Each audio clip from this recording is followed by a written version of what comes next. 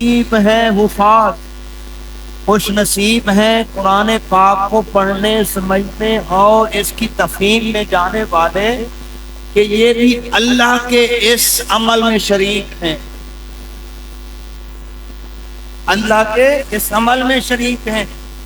رب کریم نے جو اس کی حفاظت کا ذمہ لیا ہے، اس نے اپنی مخلوق محبوب مکرم صلی اللہ علیہ وآلہ وسلم کے امتیوں میں سے مخصوص سینوں کو چن لیا ہے اور ان کو یہ توفیق دی ہے کہ میں بھی اپنے اس کلام مبارکہ جو میرے محبوب کا عظیم ترین معجزہ ہے اس کی حفاظت کر رہا ہوں، تم بھی آ جاؤ اس کی حفاظت کرو، تم بھی آؤ اس کی حفاظت کرو، تم بھی اس عمل میں شریک ہو جاؤ۔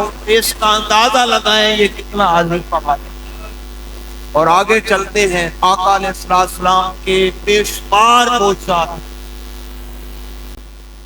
کنکریوں کو اٹھایا، کلمہ پڑھ رہے ہیں، سورج ڈوب گیا، اشارہ کیا، صحابہ فرماتے ہیں ایسے پلٹ رہا تھا جیسے کسی نے رسا ڈالا، مبارک کنکری اٹھائی، چاند کے ٹکڑے ہو گئے، یہ معجزہ ہے۔ معراج میں تشریف لے، یہ معجزہ ہے۔ تشریف لے جا رہے ہیں، ہرنی نے صدا دی آقا میرے اوپر کرم کریں، یہ معجزہ ہے۔ پاگل اونٹ تاجدار کائنات صلی اللہ علیہ وآلہ وسلم کے قدمین میں گر جاتے تھے، یہ معجزہ ہے۔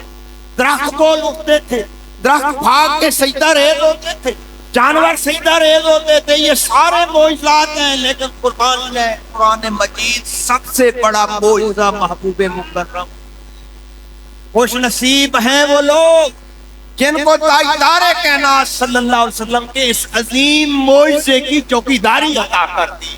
یہ چوکیدار ہیں آقا کے عظیم معجزات۔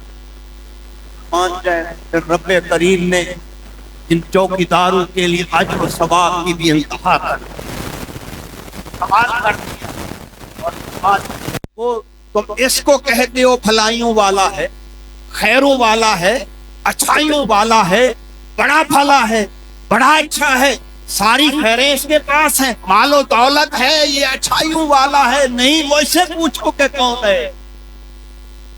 خیرکم، محمد رسول اللہ صلی اللہ علیہ وسلم فرما رہے ہیں، لوگوں مجھ سے پوچھو کہ بھلائیوں والا کون ہے، دامن کس کا تھامنا ہے، کن کو اچھا سمجھنا ہے، کن کو پیارا سمجھنا ہے، کن کو عزت دینی ہے، کن کو مقام دینا ہے۔ خیرکم من تعلم القرآن وعلمہ۔ علماء بیٹھے ہیں اور ماشاءاللہ یہ عزیز من بہت بڑے عالم ہیں، بہت خوبصورت بیان کر رہے تھے، بیان فرما رہے تھے، خوشی ہوئی۔ علامہ صاحب بیٹھے، خیرکم من تعلم، تم میں سے بہترین وہ ہے جو سیکھتے ہیں۔ قربان کے آقا کتنا کرم ہے، پہلے کن کو نسبت دی، پہلے کن کو رکھا جو سیکھتے ہیں، بعد میں سکھانے والے کو۔ اس لیے میرے آقا نے فرمایا سیکھنے والے کے لیے یہ بھی اجر ہے، یہ بھی اجر ہے، یہ بھی اجر ہے۔ فرمایا جو بڑی مشکلات سے سیکھتا ہے، جو اٹک اٹک کر سیکھتا ہے، جس کو پڑھنے میں سیکھنے میں مشکلات آتی ہیں، اس کے لیے اجر 2 گنا۔ یہ رحمت مصطفی صلی اللہ علیہ وآلہ وسلم ہے۔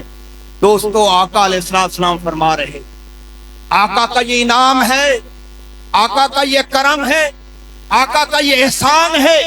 فرمایا جو اس قرآن پاک کو سیکھتا ہے، اس کو حفظ کرتا ہے، اس کو پڑھتا ہے، اس کے مفاہیم کو سیکھتا ہے، پھر اس کے اوپر عمل کرتا ہے، جس میں حافظ بھی ہے، پڑھنے والا بھی ہے، عالم بھی ہے، مفسر بھی ہے، سب کو آقا کی رحمت وسیع ہے، کسی ایک تک محدود نہیں کیا۔